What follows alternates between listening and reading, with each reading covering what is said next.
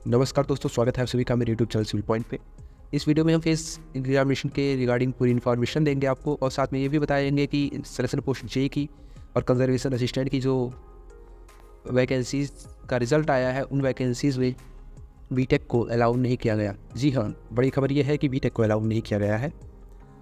और अब इसके साथ में एक संशय हमारे मन में ये भी उठ रहा है कि क्या MES और कंजर्वेशन असिस्टेंट की पोस्ट जो अभी फेज़ 11 के थ्रू आई हैं, उस पर बीटेक को अलाउ किया जाएगा या नहीं, यानी डिप्लोमा के बिना जिनके पास केवल बीटेक है वो अलाउ होंगे कि नहीं। इस वीडियो में हम पूरी चीज़ें को डिस्कस करेंगे, साथ में रिजल्ट अपडेट क्या है ये भी डिस्कस करेंगे और ये भी बताया जाएगा कि फेस एग्जामिनेशन के तहत जो जेई की पोस्ट आती है वो SSC जेई से अलग किस प्रकार है। तो दोस्तों, अगर अभी तक आपने चैनल को सब्सक्राइब नहीं किया तो चैनल को सबसे पहले सब्सक्राइब कर लें, वीडियो को लाइक करें तथा अगर आपकी कोई क्वेरी हो तो क्वेरी को कमेंट के थ्रू जरूर पूछ सकते हैं आप। दोस्तों, आप सभी को पता होगा कि SSC फेस 11 एग्जामिनेशन में जेई की पोस्ट आई थी NR रीजन में, जिसका पोस्ट कोड था NR 31323। इसमें जो एसेंशियल क्वालिफिकेशन मांगी गई थी वो थी मैट्रिकुलेशन और इक्विवेलेंट, साथ में diploma in civil engineering, 3 years diploma in civil engineering. और उसके साथ में अगर ये नहीं है आपके पास तो आपको पास क्या होना चाहिए था, part intermediate examination in building and quantitative surveying subject में। तो अगर ये चीज़ें आपके पास हैं तभी आप इस पोस्ट के लिए एलिजिबल रहेंगे। जिनके पास केवल बीटेक है वो इस पोस्ट के लिए एलिजिबल बिल्कुल भी नहीं है। ये बात बुरी जरूर लग सकती है, लेकिन हकीकत यही है कि जिनके पास केवल बीटेक है वो इस पोस्ट के लिए एलिजिबल नहीं है, क्योंकि यहाँ पे एसेंशियल क्वालिफिकेशन डिप्लोमा है। डिप्लोमा या इंटरमीडिएट एग्जामिनेशन बिल्डिंग और क्वांटिटेटिव सर्वेइंग में एसेंशियल यानी आवश्यक, जिसके बिना आप इस पोस्ट के लिए एलिजिबल नहीं रहेंगे। दोस्तों, जो MES की वैकेंसीज से 391 वैकेंसीज थी। ग्रुप बी की पोस्ट है जो MES में आई थी, मिनिस्ट्री ऑफ डिफेंस में, लेवल 6 पोस्ट है ये, तो ये जानकारी आपको बेसिक होगी। साथ में जो RTI फाइल किया गया था उसका रिप्लाई कुछ इस प्रकार है कि in this regard please refer column 7 of recruitment rule JE quantitative surveying and contracts SRO 153 dated 2 July 2002। यानी जो भी रिक्रूटमेंट इसमें होनी है वो रिक्रूटमेंट रूल 2002 के तहत होनी है। तो अब यहाँ पे आपको 2002 का जो स्क्रीनशॉट है वो दिखाया जाएगा रिक्रूटमेंट रूल का। इसमें देख सकते हैं आप 3 इयर्स डिप्लोमा लिखा है, साथ में part intermediate examination in buildings and quantitative surveying sub division 2 of institute of survey India से। तो यानी ये क्वालिफिकेशन आपके पास होनी ही चाहिए। अब इसके अलावा आपको जो रिजल्ट डिक्लेयर हुआ है फेज़ 8 एग्जामिनेशन में, देख सकते हैं MP रीजन में था, जिसका पोस्ट कोड MP 10320 था, पोस्ट जेई की थी। यहाँ पे डिप्लोमा इन मैकेनिकल और ड्रिलिंग और माइनिंग और सिविल इंजीनियरिंग लिखा था, एक पोस्ट आई थी। तो इसका रिजल्ट देख सकते हैं आप। रिजल्ट में क्या लिखा हुआ है, यहाँ 4 नंबर पर आप देखेंगे लिखा हुआ डायरेक्ट बीटेक विदाउट डिप्लोमा। यानी इन कैंडिडेट्स के पास में केवल बीटेक था विदाउट डिप्लोमा, यानी डिप्लोमा इनके पास नहीं था।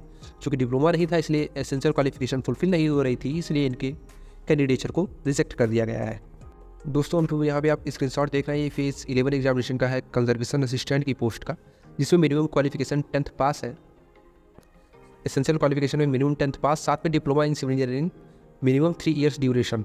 तो 3 इयर्स ड्यूरेशन में ये भी बताता है कि अगर आप लेटरल एंट्री के थ्रू है, यानी अगर आपने 2 साल का डिप्लोमा कर रखा है केवल इंटरमीडिएट के बाद में, तो वो भी एलिजिबल नहीं होगा। यानी आपके पास में मिनिमम 3 साल का डिप्लोमा तो होना ही चाहिए। अब यहाँ पे ये कंजर्वेशन असिस्टेंट की पोस्ट सेंट्रल रीजन में आई थी, जिसका नोटिफिकेशन देख सकते हैं। मिनिमम एसेंशियल क्वालिफिकेशन क्या थी, मिनिमम क्लास 10th पास, साथ में diploma in civil engineering 3 years का होना चाहिए था।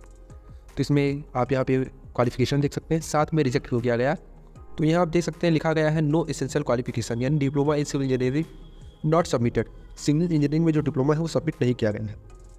कंजर्वेशन असिस्टेंट पे अभी आप ये क्लियरली नहीं कह सकते कि बीटेक को अलाउ नहीं किया गया है, क्योंकि यहाँ पे कोई अभी क्लियर प्रूफ मिला नहीं, लेकिन जेई की पोस्ट में क्लियर प्रूफ है कि बीटेक को अलाउ नहीं किया जाएगा।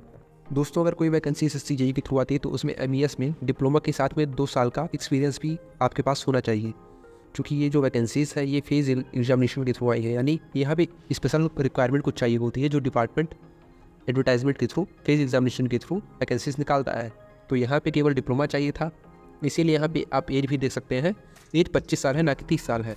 बाकी SSC जेई में जो एजुकेशनल क्वालिफिकेशन है उसका यहाँ पे चार्ट दिया हुआ है, diploma, BE, BTech, AMI, BSc, ME, MTech, MSc, ये सारी चीज़ें अलाउड होती हैं, जबकि फेज़ 11 एग्जामिनेशन में ऐसा नहीं है।